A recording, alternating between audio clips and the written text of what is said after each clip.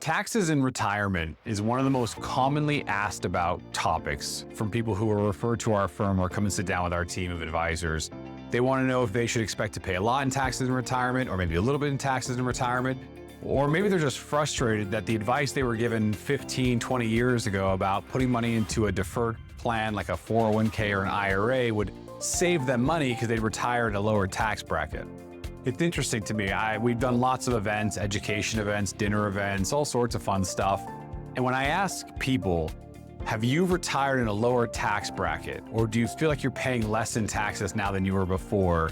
I'm not a comedian, but the room ends up laughing when I ask that question. What we hear from dozens and dozens, if not maybe hundreds of families over the course of the last almost 16 years, people are frustrated that the advice they were given 15 years ago about funding money into a 401k or IRA because they'd be in a lower tax bracket when they retired just hasn't come to fruition. The reality is the person who's the most excited about your 401k plan is actually not you as the owner of the 401k, it's Uncle Sam. And the reason why is three little letters, RMD. If you're not familiar with what an RMD is, it stands for Required Minimum Distribution. And what the law states is the year you turn 73, you are required by federal law, whether you need the money or not, you're required by federal law to start drawing money out of your IRAs and 401ks in order to have that money be taxed as ordinary income. Here's why that can be problematic. Many Americans don't need that extra money. Maybe they have a pension or they have Social Security and they need a little bit, but the RMD rule on average starts at around 4%. So if you have $1 million in your 401k, you'll be required every year to take out $40,000 to be taxed as ordinary income. When you add that to Social Security, you add that maybe to pension or to a rental income or dividend or interest income, what ends up happening is it can push people into a higher tax bracket. Their Social Security tax goes up, their Medicare cost goes up, their tax brackets in general go up. It's this triple whammy.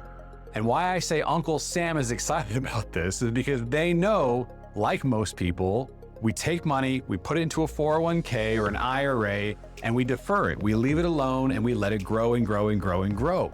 Well, guess who's cheering for growth in your portfolio? Uncle Sam. Because the higher it gets, the higher the RMD, the higher those two values are, the more taxes that we can expect to pay in retirement. So one of the proactive measures that everyone should be doing if they're under the age of 73 is looking at what steps and strategies they can implement to reduce the exposure in the RMD world down the road. Let's say you enter retirement, I don't know, I'll pick a number. Let's say you enter retirement at 65 years old. So we know we have 8 years before we're going to have a required minimum distribution. Let's say our portfolio, I'm gonna pick an easy number, is $1 million.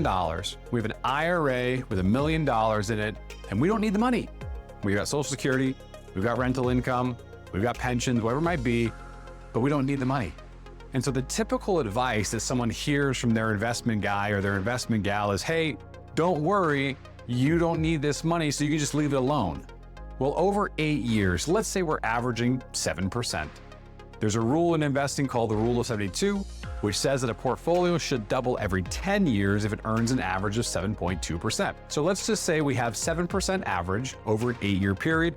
We don't double, but we come pretty close. And let's say the portfolio grows from $1 million to 1.8. I'm just gonna pick a random number. Well, the RMD now is based off the 1.8 million. And at 4%, let's see, we have $40,000 for the first million, 4% of $100,000, we're gonna be somewhere in the neighborhood of about another, let's call it $30,000. So between the portfolio, we've got almost $70,000 that we have to withdraw as income on top of Social Security, on top of dividends or interest income, on top of rentals if we have it, on top of pensions if we have it. And it pushes you into these higher brackets. So I know it's a lot of math, so let's make it really simple. Ready for this?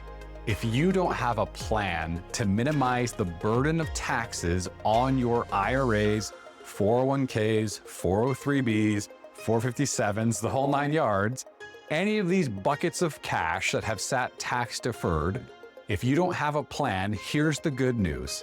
The IRS has one for you. And guys, it's not very good. They're going to require you take money out every year, and they're hoping your portfolio gets bigger and bigger because that withdrawal number gets bigger and bigger. More of the story is this: if you're under 73, you have time to sit down with a team of professionals and put together a strategy to make sure that your RMDs are as small as possible? Or are there ways for us to make qualified charitable donations? Could we reduce the value in the IRA, putting it into a Roth?